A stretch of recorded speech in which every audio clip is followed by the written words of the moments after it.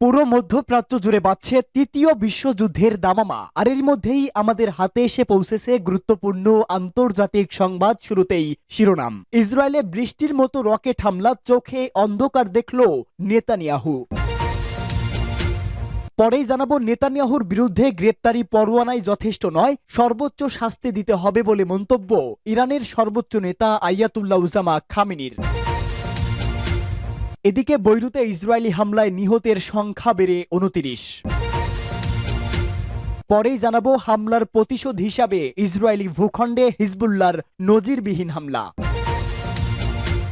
এবং সর্বশেষ জানিয়ে দিব, পুতিনের হুমকির মধ্যেই মার্কিন বিমান ঘাঁটির উপর রাশিয়ার ড্রোন হামলা। এতক্ষণ শুনছিলেন সংবাদ শিরোনাম, এবারে বিস্তারিত। তবে তার আগে প্রতিদিনের আপডেট আন্তর্জাতিক সংবাদ সবার আগে পেতে ভিডিওটিতে একটি লাইক দিয়ে চ্যানেলটি সাবস্ক্রাইব করার অনুরোধ রইল।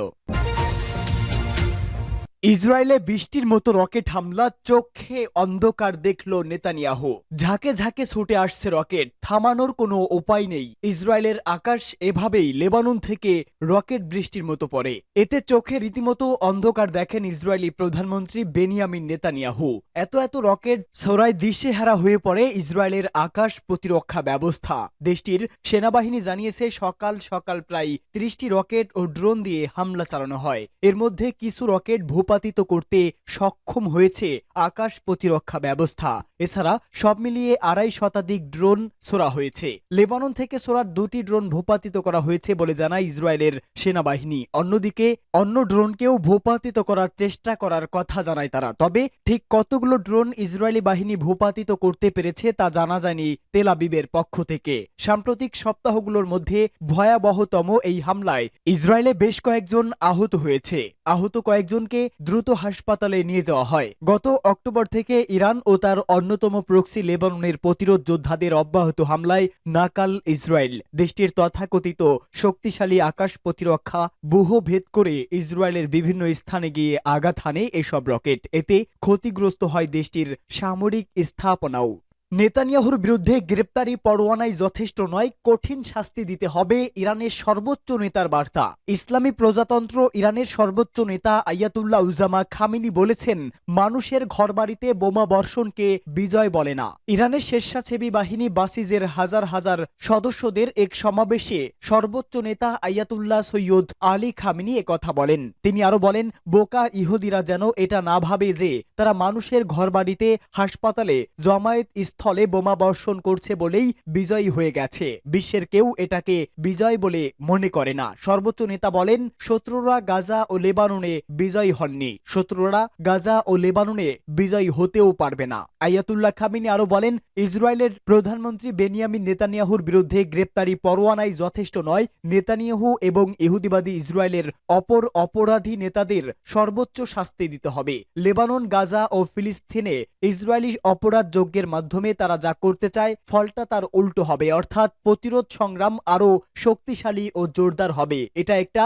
সার্বিক ও অপরিবর্তনশীল নিয়ম। তিনি আরো বলেন, আমি বলি, বর্তমানে প্রতিরোধ ফ্রন্ট যতটা সম্প্রসারিত হয়েছে, আগামীতে তা আরো কয়েক গুণ বাড়বে। ইরানের সর্বোচ্চ নেতা বলেন, আমেরিকা এই অঞ্চলে নিজের স্বার্থ সুরক্ষিত করতে ইরানে স্বৈরাশাসন, এক নায়কতন্ত্র, বিশৃঙ্খলা ও নৈরাজ্য সৃষ্টি করতে চায়। তিনি বলেন, ইরানের স্বেচ্ছাসেবী বাহিনী বাসিজের বিশেষ 2টি বৈশিষ্ট্য হলো আল্লাহর প্রতি বিশ্বাস এবং আত্মবিশ্বাসী। এই 2 বৈশিষ্ট্য নিশ্চিতভাবে সাম্রাজ্যবাদের উপর বিজয় নিশ্চিত করবে। বৈরুতে ইসরায়েলি হামলায় নিহতের সংখ্যা বেড়ে 29। লেবাননের রাজধানী বৈরুতে ও এর দক্ষিণ শহরতলিতে ইসরায়েলের একাধিক হামলায় নিহতের সংখ্যা বেড়ে দাঁড়িয়েছে 29 জনে। এসব হামলায় আহত হয়েছে অন্তত 66 জন। ইসরায়েলি সেনাবাহিনী জানায়, গোপন তথ্যের ভিত্তিতে হারেত হরেক, বুর্জ বারাজনে ও হাস্ত সহ বৈরুতের দক্ষিণ শহরতলির এলাকা লক্ষ্য করে তাদের যুদ্ধ বিমানগুলো হিজবুল্লাহ কমান্ড সেন্টারগুলোতে হামলা চালায়। স্থানীয় টেলিভিশন চ্যানেল আল জাদিদ জানায়, 8 ঘন্টার মধ্যে 12টি বিমান হামলা চালানো হয়েছে। সামাজিক যোগাযোগ মাধ্যমে শেয়ার করা ফুটেজে হামলার পর বৈরুতের দক্ষিণ শহরতলিতে বিশাল কালো ধোঁয়ার কুণ্ডলী উড়তে দেখা যায়। এর আগে ইসরায়েলি সেনাবাহিনীর মুখপাত্র আবিচাই আদরির সতর্ক বার্তা অনুযায়ী ওই এলাকায় কিছু ভবন থেকে বাসিন্দাদের সরিয়ে নেওয়ার জন্য সামাজিক মাধ্যম আহ্বান জানানো হয়েছিল। এসব আক্রমণ বৈরুতের বাস্তা ফাউকা এলাকায় একটি আবাসিক ভবনে হামলা চালানো হয়। বিমান হামলার প্রতিক্রিয়ায় হিজবুল্লাহ হিজবুল্লাহ দক্ষিণ লেবাননে 5টি ইসরায়েলি মেরাকাভা ট্যাঙ্ক ধ্বংসের দাবি করে তারা গাইডেড মিসাইল ব্যবহার করে সেসব নষ্ট করেছে। সংগঠনটি আরও দাবি করে তারা উত্তরের ইসরায়েলে বেশ কয়েকটি স্থানে আক্রমণ চালায়, এর মধ্যে ছিল কেরেম বিন জিমরা এবং কফার ব্লুম। গত 23 সেপ্টেম্বর থেকে ইসরায়েলি সেনাবাহিনী লেবাননে তাদের বিমান হামলা আরও বাড়িয়ে দেয়। অক্টোবরের শুরুতে ইসরায়েল লেবাননের উত্তর সীমান্তে একটি গ্রাউন্ড অপারেশনও শুরু করে। লেবাননের স্বাস্থ্য মন্ত্রণালয় রোববার জানিয়েছে 2023 সালের 8 অক্টোবর থেকে সংঘাত শুরু হওয়ার পর ইসরায়েলি বিমান হামলায় 3754 জন নিহত এবং 15626 জন আহত হয়েছে। ইসরায়েলি ভূখণ্ডে হিজবুল্লাহর নজিরবিহীন হামলা। ইসরায়েলের ভেতরে ব্যাপক মিসাইল ও ড্রোন হামলা চালিয়েছে ইরান সমর্থিত লেবাননের সশস্ত্র প্রতিরোধ গোষ্ঠী হিজবুল্লাহ। প্রথমবারের মতো ইসরায়েলের একটি নৌঘাঁটিতে হামলা চালিয়েছে তারা। এর সঙ্গে তেল আবিবের সামরিক স্থাপনায় ড্রোন ও মিসাইল ব্যবহার করে ভয়াবহ হামলা চালানো হয়েছে। জেরুজালেম পোস্ট জানিয়েছে এটাই চলমান সংঘাতে ইসরায়েলের বিরুদ্ধে লেবাননের এই সশস্ত্র গোষ্ঠীটির সবচেয়ে বড় হামলা। আর এসব হামলায় 11 ইসরায়েলি আহত হওয়ার পাশাপাশি ব্যাপক ক্ষয়ক্ষতি হয়েছে বলেও জানিয়েছে কাতার ভিত্তিক সংবাদ মাধ্যম আল জাজিরা। এক বিবৃতিতে হিজবুল্লাহ বলেছে প্রথমবার তারা ইসরায়েলে এ ধরনের ভয়াবহ হামলা চালিয়েছে। পরে সংগঠনটি আবার জানায় আধুনিক মিসাইল ও ড্রোন ব্যবহার করে তেল আবিবের একটি সামরিক লক্ষ্যবস্তুতে মুহুর্মুহুর হামলা চালানো হয়েছে। লেবাননের বৈরুতে দখলদার ইসরায়েলের ভয়াবহ হামলায় 29 জন নিহতের পরদিনই তেল আবিবে এই হামলা চালালো হিজবুল্লাহ। দিনভর এসব হামলার কারণে প্রায় 500 বার আকাশ হামলার সতর্কতা সূচক সাইরেন বেজে ওঠে। কয়েকটি মিসাইল ও ড্রোন গুরুত্বপূর্ণ শহর তেল আবিবে আঘাত এনেছে। আইডিএফ এর দাবি মিসাইলগুলো প্রজেক্টাইল রকেট, অর্থাৎ নিখুঁতভাবে লক্ষ্যবস্তুতে আঘাত করতে পারে এমন রকেট। তবে তাদের আকাশ হামলা প্রতিরক্ষা ব্যবস্থা লক্ষ্যে আঘাত হানার আগেই বেশিরভাগ রকেট ধ্বংস করতে সক্ষম হয়েছে। কিছু রকেট মধ্য ইসরায়েলে আঘাত হানে, এতে বেশ কয়েকটি বাড়িঘর ভেঙে পড়ে। আকাশ হামলার সতর্কতামূলক ব্যবস্থার ফলে আগেই বেশিরভাগ বাসিন্দারা বাংকারে আশ্রয় নিতে চলে যায়, যার কারণে কারো প্রাণহানি হয়নি। হিজবুল্লাহর এই হামলায় অন্তত 7 জন আহত হয়েছেন। তাদের অধিকাংশই সাধারণ মানুষ। রকেটের শার্প নেলে তারা আহত হয়েছেন বলে জানা গেছে। পেতা তিকভায় বেশ কয়েকজন আহত হন। হাইফা শহরে একটি 5তলা ভবনে রকেট আঘাত হানলে বেশ কয়েকজন আহত হয়েছে।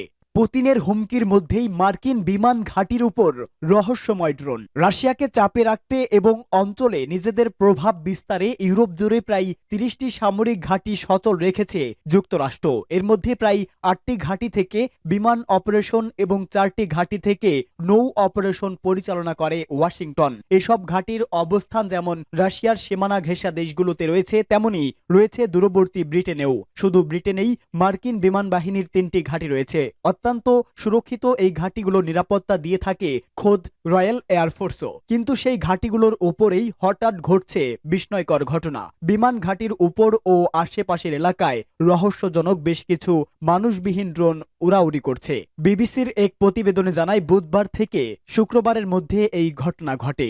এমনকি এ নিয়ে মুখ খুলতে রাজি হয়নি মার্কিন বিমান বাহিনী। বিশেষ করে ওই ড্রোনগুলো ভূপাতিত করা হয়েছে কিনা বা করা হয়ে থাকলে কি ধরনের প্রতিরক্ষা ব্যবস্থা ব্যবহার করা হয়েছে তা নিয়ে কোনো কথা বলেনি কেউ। তবে এসব ঘাঁটির সুরক্ষা নিশ্চিত করা হয়েছে বলেও জানিয়েছে মার্কিন বিমান বাহিনী। এমন ঘটনায় নড়ে চড়ে বসেছে ব্রিটিশ সরকারও। সেখানে ঠিক কি ঘটেছে তা খতিয়ে দেখার ঘোষণা দিয়েছে তারা। যুক্তরাজ্যের বিমান বাহিনীর পক্ষ থেকে জানানো হয়েছে ড্রোনগুলোর বিষয়ে সব তথ্য এখনই তারা প্রকাশে আনবে না। বিমান ঘাঁটিগুলোকে রক্ষা করা এই মুহূর্তে সবচেয়ে বেশি জরুরি। তারা আরো জানিয়েছে কেউ চাইলে যুক্তরাজ্যের বিমান ঘাঁটির নিরাপত্তা ভাঙতে পারবে না। এই ঘটনার পর ঘাঁটির নিরাপত্তা ব্যবস্থা আরো জোরদার করা হয়েছে বলেও জানানো হয়েছে। মার্কিন বাহিনীর ব্যবহার করা সব ঘাঁটিতে যুক্তরাষ্ট্রের 5ম প্রজন্মের যুদ্ধ বিমান রয়েছে। এছাড়া মার্কিন সেনাবাহিনীরও উপস্থিতি রয়েছে। আর তাই এক প্রকার মুখ বন্ধ করে বসে আছে ব্রিটিশ ও মার্কিন সরকার। কয়েকদিন আগেই পশ্চিমা দেশগুলোতে হামলার আভাস দিয়েছিল ভ্লাদিমির পুতিন। তাই এই মুহূর্তে এমন ঘটনা সন্দেহের জন্ম দিয়েছে অনেকের মনে।